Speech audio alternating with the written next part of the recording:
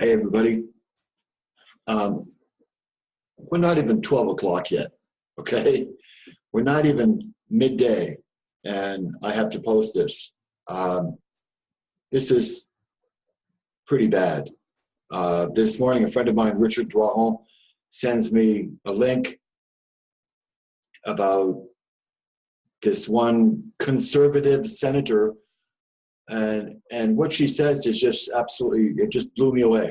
I've been a part of the Standing Bear Council in Illinois/Iowa here for, I don't know, since August. And I've been doing my best in honoring the spirit of my red brothers and sisters and their ancestors, the first inhabitants of Turtle Island, Canada and the United States. I've been doing my best trying to honor them, trying to honor their legacy, trying to explain to people what it is that we should be living, which is what they taught us, the way things were here on this land before we even set foot here as invaders. And we know the rest of the story by now. And along comes this story this morning of this woman who's supposedly representing the province of Ontario in Canada. Canada is a native word, by the way. So I find it absolutely disgusting, and it's not even worthy of my Facebook page, but it needs to be said. And I'm going to read you what I wrote, because I'm going to make a little video of this and put it up, probably on YouTube. I'm not sure yet. And I was sharing this with my friends, with Larry Cooper in particular, at coffee this morning, and I was shaking like a leaf. I was really, really pissed off, as if it happened to me, myself, or my family, which is basically what it is. We are all supposed to be one family. We're supposed to be taking care of one another. We're supposed to be equals. We're supposed to be sovereign. Well, here it is. This is, it's called Defending Well-Intentioned Residential School System. And I said to myself, oh yeah, well, okay, why not change the words a little bit? Defending well-intentioned Nazi Holocaust in World War II, right? Why not? Same thing. Did anyone ever see or hear talk highly of, quote, well-intentioned, unquote, Nazi concentration camp guards or German generals gifted with the responsibility of overseeing such remarkable works of the Holocaust in World War II and being such good men? Did anyone that suffered from the World War II Holocaust ever have to parade in front of a panel in order to try and prove the genocide is wrong? I'm going to be quoting Dr. Roland Christian, PhD, several times here, and that's one of his quotes. He said, no, absolutely not. Only America's Aboriginal people or original people had to do that, okay? Made to go through the horrors and the incredible torture of being forced to relive these atrocities and having a panel decide if this is wrong. Who else had to do that? Again, did they have to do these shenanigans after World War II in Europe? Did they have to prove the genocide was wrong? That's a no-brainer, says Roland.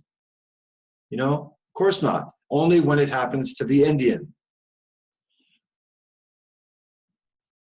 This kind of thing should not even be on the news, and shame to the CBC and others, the Canadian Broadcasting Corporation and others, for even thinking of broadcasting or speaking of this, unless this is part of a larger agenda, unless government, S in parentheses, because there are two of them, Canada and the United States, unless governments want to continue trying to make the white supremacist and racial and prejudiced agenda look better and better as they continue to attempt to belittle, to shame, and ridicule others, inferior races, unless this is another way of excusing themselves for yesterday's genocide and extermination of the lesser beings and vermin, as John A. Macdonald, Canada's first Prime Minister, would love to reminisce about, as he tried his best to annihilate, I hate that word, to annihilate them in the fires of self-proclaimed superiority and Canada's manifest destiny. See, people that start to research this stuff, they end up knowing what these key words mean. This is an outrage, and it's plain sick. And in speaking of the so-called Truth and Reconciliation Commission, as Dr. Roland Christian himself put it, they were given $125 million to go out to the victims of this genocide here in Canada. 124 million went into, quote, bureaucracy, unquote, meaning that less than $1 million actually went into the pockets of those it was meant for. This is a scam. This is a sham. This is a fraud, unquote. Perhaps conservative Senator Lynn Bayak would like to be, quote, thrown out of the second-story building to her death for not having claimed the principal's office properly, unquote. Perhaps conservative Senator Lynn Bayak would like, quote, to be ripped from the arms of her mother and family as a child, as a savage and an untamed beast, and to be taken away by police, to be civilized and educated forcefully by another group. Or maybe conservative Senator Lynn Bayak would like to be, quote, whipped and thrown across the room and the collarbone broken. Or perhaps conservative Senator Lynn Bayak would like to be, quote, shocked in homemade electric chairs made for the entertainment of passing dignitaries, unquote. And perhaps this conservative Senator Lynn Bayak she should know, she probably doesn't, that this electric chair story, one of many that I just spoke about, was situated in Fort Albany, Ontario, her constituency, her home province of Ontario, right? To lift from the article in question that I got this morning, she says that those who ran the schools didn't mean to hurt anybody. Well, guess what, conservative Senator Lynn Bayak? Quote, Hector Louis Langevin, father of Confederation, just like we have the founding fathers here, and a prominent member of the Sir John A. Macdonald's cabinet, proposed the creation of residential schools as the most expeditious way of assimilating the Indigenous children into Euro-Canadian society. That comes from the Library of Archives in Canada. By force or by extermination. Okay, and as per definition, listen to this one. Article 2, Section E of the Convention on the Prevention and Punishment of the Crime of Genocide is clearly written. And this is a quote. In the present convention, genocide means any of the following acts committed with intent to destroy in whole or in part a national, ethnic, racial, or religious group such as, and then it says E, it says A, B, C, D, then it says E, forcibly transferring children of the group to another group, unquote. And as Roland Christian says, many things can be disputed about the residential schools, but that cannot be disputed because that's exactly what they did.